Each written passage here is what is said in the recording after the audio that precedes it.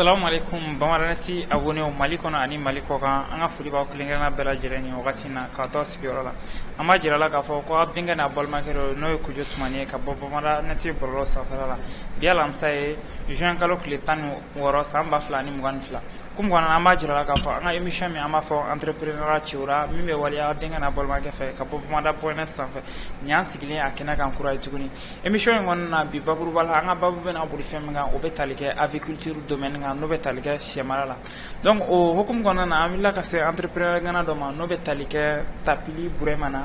donc ale ka baara fana bɛnnen bɛ sɛ mara ma donc bi an ka wele sera a ma a nana an ka plateau in kan an bɛna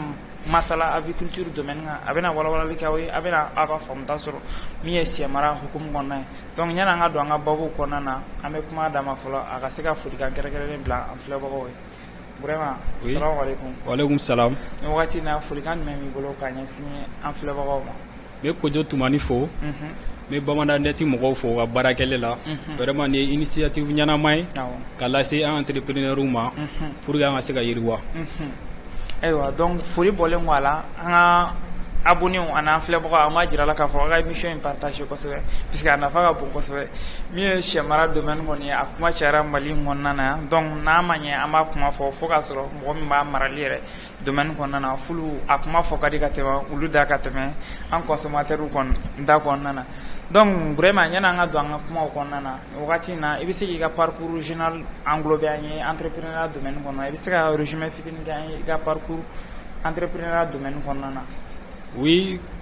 entrepreneuriat domaine kɔnɔ bon ne bɛ se k'a fɔ ne y'a daminɛ a mɛnna parce que ne yɛrɛ tun b'a kɔnɔna na depuis n ka dɔgɔ mais n tun t'a signification n'a sensu dɔn parce que n'anw bɔra école la ne ba yɛrɛ filɛ ale ye jagokɛlaba ye ale tun bɛ feere kɛ sugu la a tun bɛ fɛn camanw feere fɛn camanba a tun b'olu feere mais n ka foli b'a ye ale de ye n dege entrepreneuriat la k'a sɔrɔ n tun t'a kalama ni n bɔra école la n tun bɛ na n ka sagi bila a kɛrɛfɛ a tun b'a fɔ Burema i tɛ minɛn dɔw ta i ka taa yala sugu kɔnɔ ne b'a fɔ ne bɛ maloya dɛ a b'a fɔ non feerekɛla man ka maloya mɔgɔ min bɛ feere kɛ o tɛ sa kɔngɔ la bon o de kama ne tun bɛ taa feere kɛ sugu la fo ka na ne yɛrɛ dege a la bon ne ye n ka entrepreneuriat daminɛ ten bon ka na bɔ la n yɛrɛ nana pigeon ni zozaniw mara o y'a sɔrɔ n ka dɔgɔ n tilala ka na bɔ la bon n tun bɛ fɛ ka sɛ mara kɛ a idée tun bɛ n kunkolo la a mɛnna mais n bɛ kalan na donc n'a to ni n tilalen n ka kalan na ni n ka BT kɛ n tilalen ni lisansiw bɛɛ kɛ maintenant n'a kɛ kɛrɛfɛ parce que n tun tɛ fɛ ka fila bɛɛ ɲagami ɲɔgɔn na parce que ni wari diyara i ye wa i ka kalan bɛ sumaya. Wari diyara i ye kalan bɛ sumaya est ce que kalan fana tɛ kɛ ni wari kama ye. Bon kalan bɛ kɛ wari kama mais n'i ye wari dɔn kalan ɲɛ i tɛ kalan kɛ bilen quoi. O b'a la dɛ dɔɔni ɲini fana bɛ kalan voilà i b'i basé kelen kan ka kelen to yen parce que n'i tila kalan filɛ nin waati koni de don n'i y'a kɛ ka ɲa a tɛ temps ba ta i bɛ tila joona i bɛ se k'i basé fɛn kan fɛn min ka di ye o de y'a to ne y'a kɛ ka tila joona ka n basé aviculture kan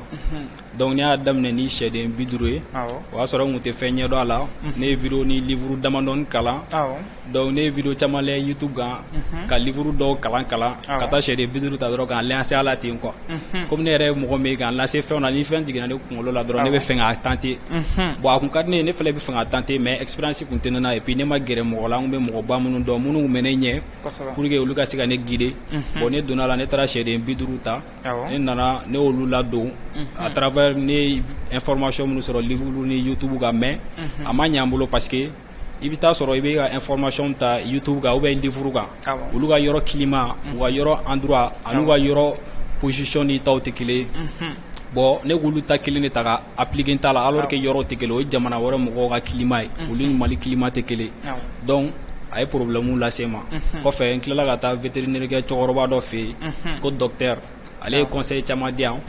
entrepreneur fɛ aviculture kɔnɔna na sɛw bɛ mara cogo min na u mago bɛ fɛnw na bâtiment kan ka kɛ cogo min na bon ale y'o information bɛɛ di yan parce que n kun bɛ taa n fɛnɛ kun b'a laja ni fɛn misɛnninw ye bon a fɛnɛ kun b'a kɔnɔ diya ye k'a ɲɛfɔ n ɲɛna donc ma un mois yɛrɛ ko la a y'a bɛɛ ɲɛfɔ n ɲɛna donc ne caman faamu yɛrɛ yɛrɛ de n donni a kɔnɔna na fɛnɛ plus i bɛ ka pratique kɛ plus i bɛ expérience sɔrɔ ka taa ale baara bɛ ten tɔ de. ayiwa donc n y'a tila an filɛbagaw ye dɔɔni faamu i ka parcours kɔnɔna na o b'a jira na k'a fɔ est ce que e ye aviculture domaine est ce que e ye sɛ mara yɛrɛ kalan kɛ. non ne ma sɛ mara yɛrɛ kalan kɛ ne ma taa formation kɛ donc e y'i ta kɛ pratique dɔrɔn ye wa. non ne ye n k'a kan ten dɔrɔn de. ayiwa donc o b'a jira k'a fɔ i ye risque caman ta. non ne ye risque ta parce que comme on le dit qui ne risque rien n'a rien. n'a rien. donc o hokumu kɔnɔna na sisan an bɛna don an ka babu kɔnɔna na sisan ɲininkali dama dama bɛ n bolo k'a tɛgun i la fɔlɔ ɲininkali fɔlɔfɔlɔ o bɛ tali kɛ min na aviculture yɛrɛ e y'a faamu bakuruba la domaine jumɛn kɔnɔ e ye aviculture bila minɛn jumɛn de kɔnɔna na n'o ye sɛ mara ye. bon ne ye aviculture bila domaine do a importance ka bon alimentation fanfɛla ka fanfɛ sur la planète entière parce que n'i y'a jateminɛ bagan yɛrɛ dunnen don kosɛbɛ n'o ye sɛ ye sɛ de dunnen don ni sogo bɛɛ diɲɛ bɛɛ n'i taara diɲɛ fan tan ni fila ale yɛrɛ ka ɲi mun na parce que silamɛ b'a dun kerecɛnw b'a dun mɔgɔ wɛrɛ ninnu fɛnɛ b'a dun quoi donc bɛɛ bɛ se k'a dun religion ma foyi ma bali donc a bɛ consommer diɲɛ fan tan ni fila bɛɛ fɛ mais sɛ mara filɛ ni mun yɛrɛ ye n tɔ insister n ko n bɛ fɛ ka n ka entreprise yiriwa ka kɛ projet ba fɛnɛ et o bɛɛ ye parce que an bɛ sɛ importer trop Afrique bɛ sɛ importer trop surtout les Mali aussi an bɛ sɛ consommer mais an t'a produit comme il faut n'i y'a jateminɛ an bɛ 80% de an bɛ 80% de sɛ an b'o de importer ka na. donc an bɛ sɛw bɔ kɔ de kan ka na n'a y'an fɛ. an bɛ sɛw bɔ kɔ kan ka na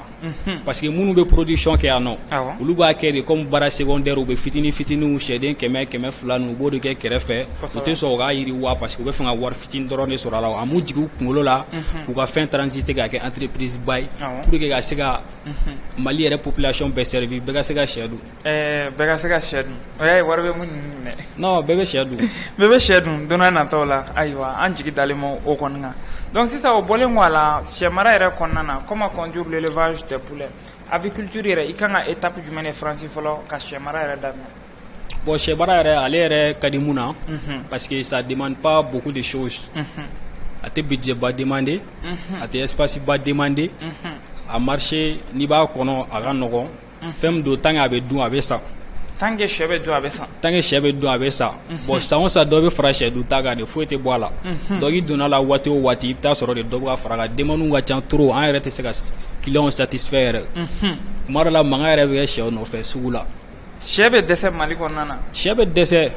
sɛ bɛ dɛsɛ. nin ye fɔlɔ ye k'a mɛn dɛ. non sɛ bɛ dɛsɛ tubabu sɛ bɛ dɛsɛ yɛrɛ de bɛɛ tɛ se ka farafin sɛ san. ale da ka gɛlɛn.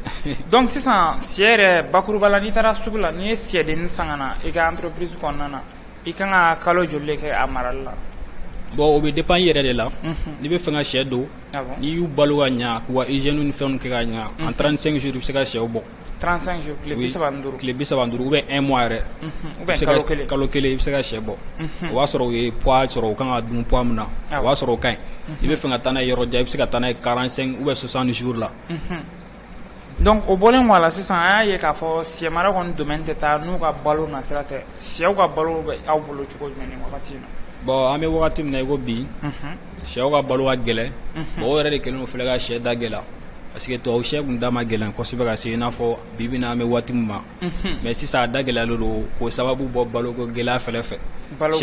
sɛ marala caman yɛrɛ sɛ mara dabila ka sababu kɛ baloko gɛlɛya bon ne bolo o waati yɛrɛ de kan ka kɛ i k'i lancer a la fɛnɛ parce que ni bɛɛ bɛ ka dabila o yɛrɛ de b'a to marché bɛ demander a bɛ yɛlɛ fɛnɛ mɔgɔw bɛ ka décourager u kan ka don a la de. mɔgɔw bɛ ka décourager sɛ mara la. u bɛ ka décourager. ka sababu kɛ balo ye. balo gɛlɛya bolo. donc sisan sɛw ka balo in mun de bɛ kɛ ka sɛw balo. bon sɛw yɛrɛ ka balo phase 3 de don démarrage croissance and finition u ka démarrage dumuni dɔ bɛ yen bon bamanankan la u b'a fɔ a ma ko ɲɔkisɛni mais an b'a fɔ a ma ko démarrage quoi bamanankan la u b'a fɔ ko ɲɔkisɛni i b'o d'u ma u nadon fɔlɔ ka se sugu tile 7 ou bien tile 10 ma. tile fɔlɔ fo ka taa se tile 10 ma. awɔ tile 7 ou bien tile 10 o bɛ dépend i yɛrɛ de la bon u ka dɔ fɛnɛ bɛ yen nɔ ko croissance i bɛ taa kaba san i bɛ taa n'a ye provendeur la olu b'a sin k'a mélanger KBC la donc o bɛ d'u ma k'a daminɛ 10 jours la ka taa 28 jours la. 18 jours. 10 jours ka taa 28 jours la donc finition fɛnɛ bɛ daminɛ 28 jours la ka taa fo à l'abattage. donc kaba n'a y'a ta k'a lajɛ kaba ɲɔ. ani fɛn wɛrɛ bɛ yan. bon ɲɔ farafin sɛw de b'o dun mais an ka poulet de chair ninnu olu tɛ ɲɔ dun an tɛ ɲɔ d'u ma. donc ɲɔ tɛ d'u ma. olu balo yɛrɛ fanba bɛɛ ye kaba de. mais kaba an y'a ye k'a fɔ ko kaba bɛ sɛnɛ anw fɛ yɔrɔ la mun bɛ kaba gɛlɛya. bon mun ye kaba gɛlɛya ɲina yɛrɛ ne bolo bon kɛlɛko b'a la parce que ɲina ma nɔgɔya ɲina ma nɔgɔya vraiment kɛlɛw cayara faw fɛ o ye sɛnɛgala caman bali ka sɛnɛ kɛ caman siranna ka taa foro la ka taa sɛnɛ kɔ bon sanko fɛlɛ b'a la dɔɔni saba n'a fan bɛɛ fɛ comme il faut pour que ka a cɛnni don mɔgɔw kun sɛnɛgalaw caman kun o de y'a to kaba yɛrɛ ma se ka civil mɔgɔw bɔ kosɛbɛ o de y'a to a da gɛlɛyara parce que ni fɛn min dɔgɔyara de o de da bɛ gɛlɛya kosɛbɛ. Donc an y'a ye k'a fɔ sisan kɔni n'an ma ye an y'u balo fɔ sɛ ka prophylaxie n'o bɛ ka assainissement fɔ sɛ ka sanuya yɛrɛ o bɛ sabati cogo jumɛn ni aw fɛ? bon sɛ ka prophylaxie fɔlɔ-fɔlɔ yɛrɛ ni sɛ nana i bɛ sɛ ta i bɛna sɛdenninw bɔ i b'u lajɛ carton kɔnɔ n'a y'a sɔrɔ bana tɛ dɔw la donc n'i ye carton kɔnɔna lajɛ i b'a u ta u senw na i b'u kɔnɔ i b'u bɔra yan fan na ni bana tɛ minnu na i b'olu bila i b'u compter ten tɔ o ye prophylaxie fɔlɔ-fɔlɔ ye filanan o ye yɔrɔ yɛrɛ assainissement i bɛ yɔrɔ labɛn ka ɲa ka yɔrɔ sanuya il faut que fiɲɛ ka se ka don yɔrɔ la mais n'u bɛ ka na an bɛ yɔrɔnin dɔw la kori k'o bila n'an b'a fɔ o ma ko poussinière donc u bɛ bila o kɔnɔ an bɛ bin ko la bin jɛlenw fɛlɛ parce que a ma fɔ bin bɛɛ bin mun ka magan a tɛ digi sɛdenninw na parce que sɛdenninw filɛ nin ye o kelen n'a fɔ den u mago bɛ yɔrɔ magamani de la u bɛ se k'u lafiya yɔrɔ minnu na donc an b'o d'u ma u b'u da yen nɔ ni nɛnɛ bɛ yen an b'u chauffer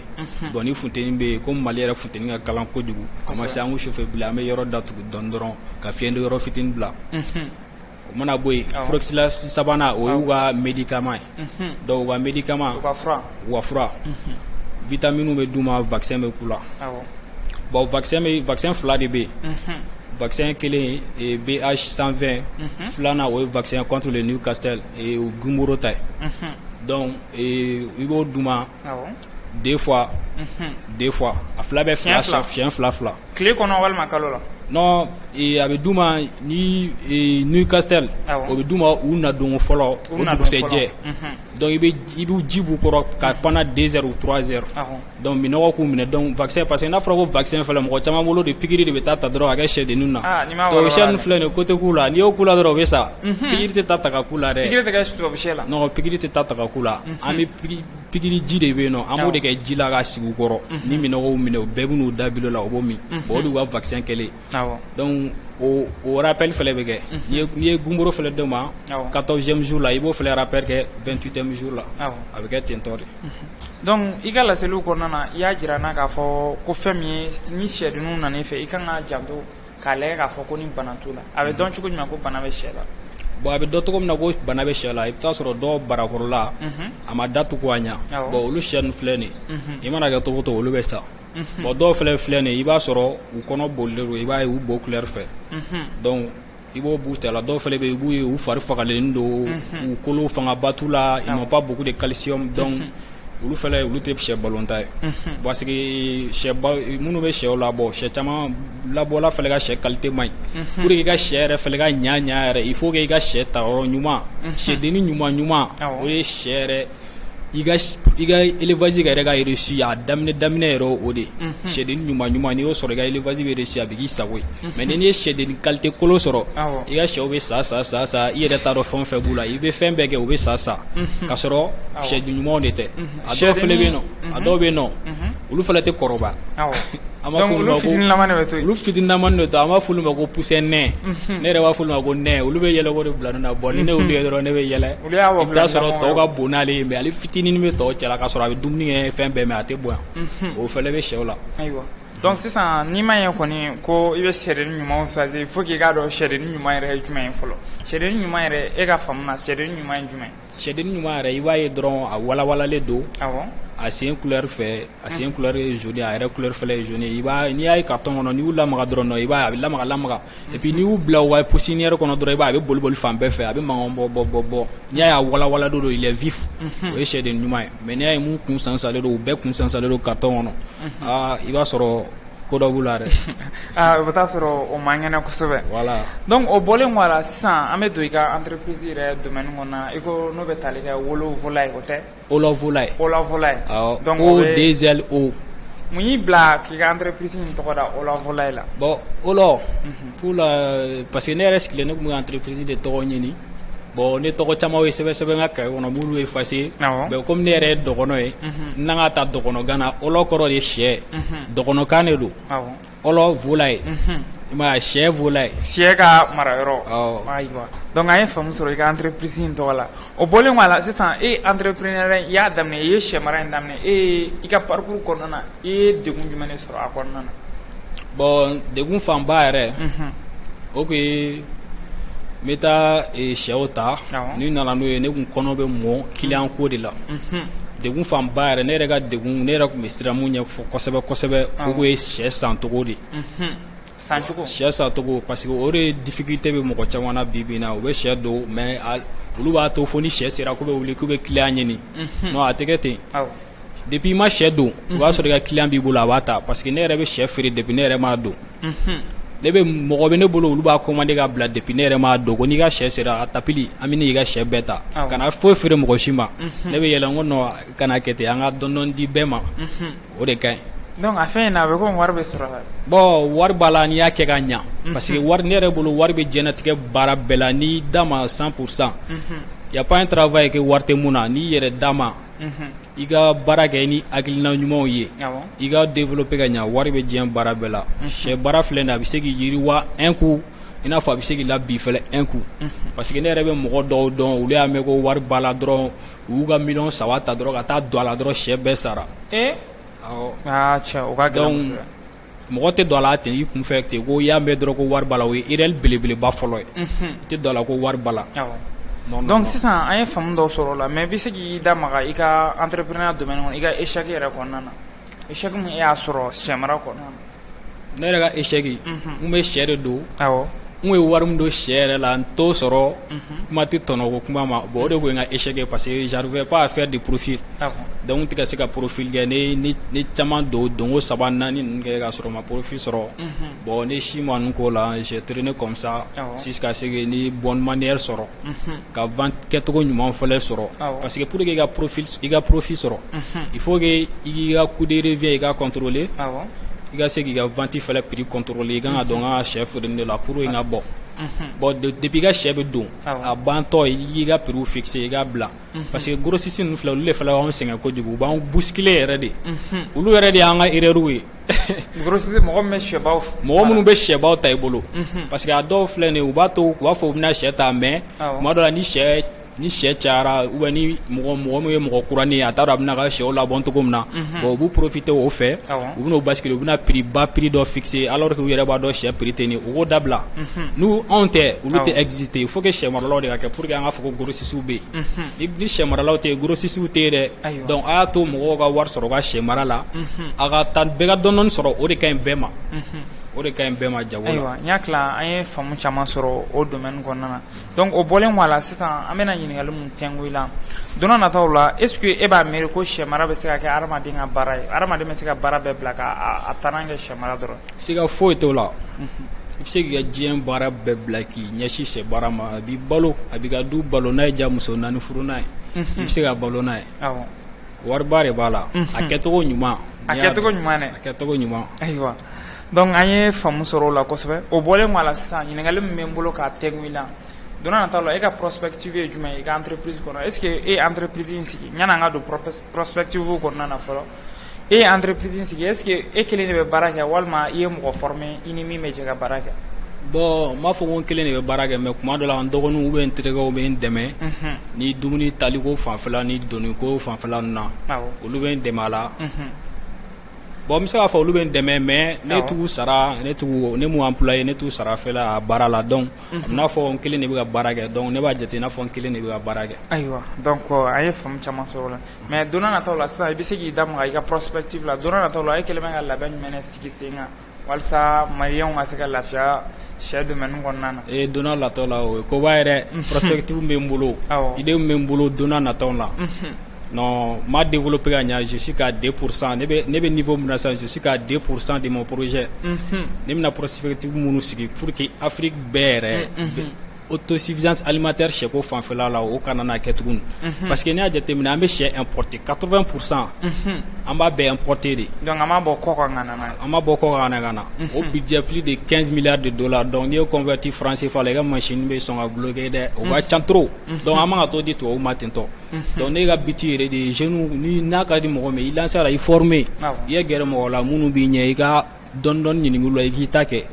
i kana da a ma k'i b'a kɛ fitinin ko ye n'i bɛ se k'a yiriwa k'a kɛ belebeleba ye parce que dɔw bɛ don sɛ mara la a t'u kunkolo la k'u bɛ se k'a transformer se k'a kɛ entreprise ye pour que u ka se ka production kɛ u ka se ka transformation kɛ u ka se ka distribution fɛnɛ kɛ bon n'o bɛɛ kɛra sɛ bɛ dun dumuni caman na